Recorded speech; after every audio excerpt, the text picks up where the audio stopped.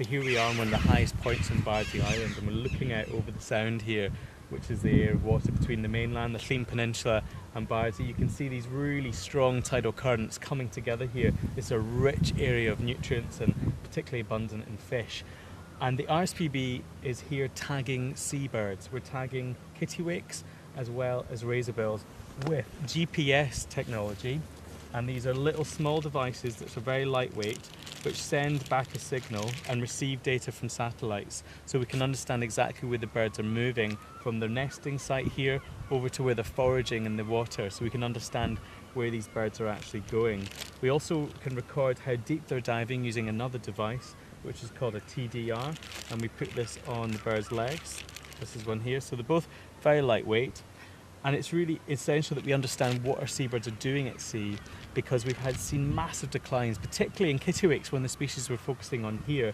Around the UK, we've seen a 30% decline since 2000, which is really significant. Birds are doing okay in Wales here, but it's important that we can understand across colonies how our species are faring. And these seabird tracking devices offer us fantastic, rich data to enable us to understand how better to potentially protect our seabirds when they're out foraging at sea.